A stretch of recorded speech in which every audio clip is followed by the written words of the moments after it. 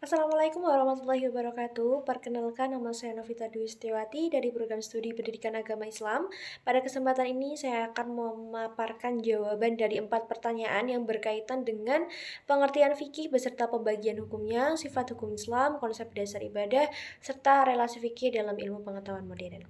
Pertanyaan pertama yaitu jelaskan definisi fikih secara etimologis dan terminologis beserta pembagian hukum fikih.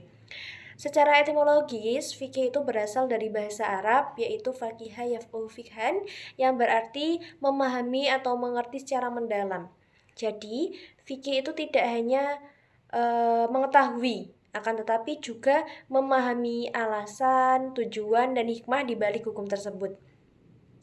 Sedangkan secara terminologis, fikih adalah ilmu yang membahas hukum-hukum syariat Islam yang berkaitan dengan perbuatan manusia yang diperoleh melalui dalil-dalil yang terperinci, yaitu Al-Quran, Sunnah, Ijma, dan juga Qiyas.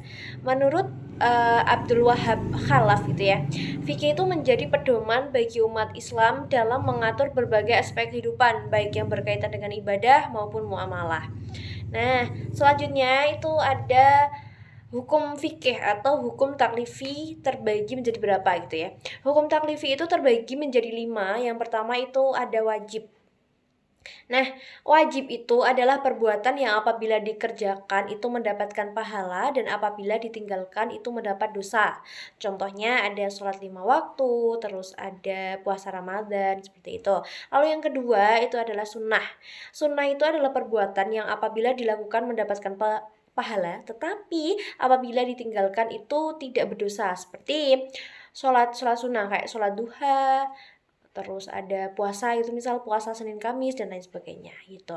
Lalu yang ketiga itu ada haram.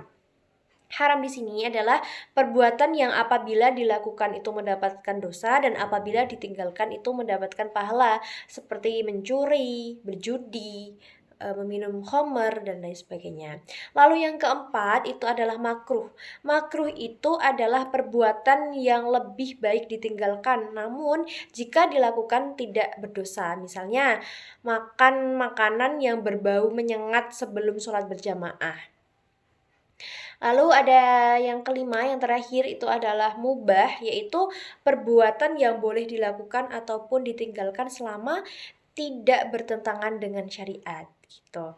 Selanjutnya pertanyaan nomor 2, sifat hukum Islam yaitu universalitas dan fleksibilitas. Bagaimana tanggapan Anda gitu kan? Jadi menurut saya hukum Islam itu memiliki 2 karakter utama yang membuatnya tetap relevan hingga saat ini, yaitu universalitas dan fleksibilitas.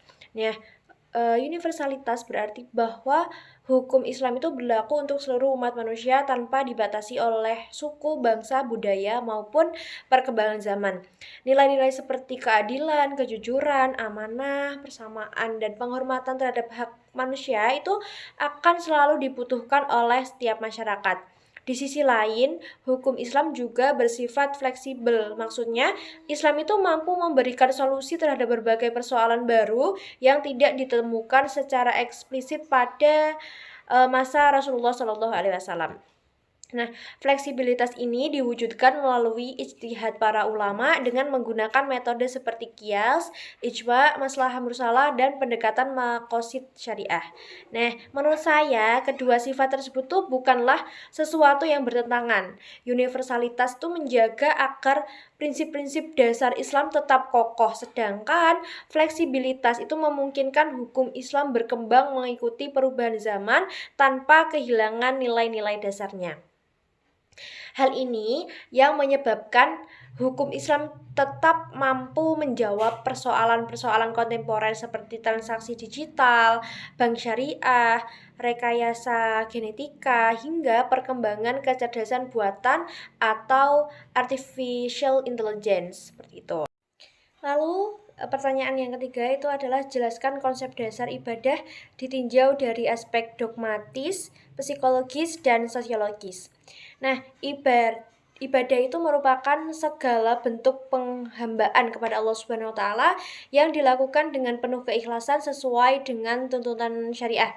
Ditinjau dari aspek dogmatis, ibadah merupakan bentuk ketaatan seorang hamba kepada Allah Subhanahu wa taala. Seluruh tata cara ibadah telah diatur melalui Al-Qur'an dan juga sunnah, sehingga tidak boleh diubah sesuai keinginan manusia. Nah, oleh karena itu, ibadah itu bersifat tauqifi, yaitu harus mengikuti tuntutan Rasulullah SAW, tuntunan Rasulullah SAW. Nah, sedangkan dari aspek psikologis, ibadah itu memberikan dampak positif terhadap kondisi mental seseorang. Sholat itu mengajarkan ketenangan dan juga kedisiplinan diri. Sedangkan zikir dan juga doa itu dapat mengurangi kecemasan serta meningkatkan rasa syukur. Banyak penelitian juga menunjukkan bahwa aktivitas spiritual itu dapat membantu seseorang menghadapi tekanan hidup dengan lebih baik. Sedangkan dari aspek sosiologis, ibadah itu memiliki fungsi sosial yang sangat besar. Ada zakat, infak, sedekah, itu kan mengurangi kesenjangan sosial. Kalau sholat berjamaah itu bisa juga mempererat ukhuwah Islamiyah. Sedangkan ibadah haji itu memperlihatkan persamaan derajat seluruh umat Islam tanpa membedakan status sosial, ras maupun kebangsaan. Jadi di sini menurut saya ketiga aspek tersebut itu menunjukkan bahwa ibadah tidak hanya bertujuan mendekatkan manusia kepada Allah, tetapi juga membentuk pribadi yang berakhlak baik serta mampu memberikan manfaat bagi masyarakat. Lanjut pertanyaan nomor 4, yaitu bagaimana sih relasi fikih dengan ilmu pengetahuan modern gitu. Jadi fikih dan ilmu pengetahuan modern itu memiliki hubungan yang sangat saling melengkapi gitu. Ilmu pengetahuan menghasilkan berbagai inovasi yang mempermudah kehidupan manusia. Sedangkan fikih itu memberikan pedoman hukum dan etika agar perkembangan tersebut tetap berada dalam koridor syariat Islam. Nah, di sini ada salah satu contoh yang berkembang saat ini adalah penggunaan artificial intelligence atau AI dalam dunia pendidikan.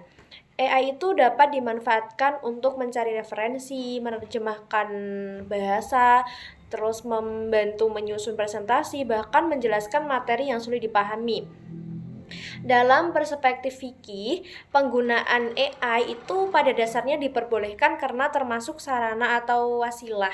Hal ini tuh sesuai dengan kaidah fikih bahwa hukum asal muamalah itu adalah boleh selama tidak terdapat dalil yang melarang dan tidak menimbulkan kemudorotan. Namun demikian, penggunaan AI itu harus tetap selalu dijaga tuh ya, selalu memperhatikan etika. AI itu tidak boleh digunakan untuk melakukan plagiarisme, memalsukan karya ilmiah, menyebarkan hoaks ataupun melakukan penipuan digital.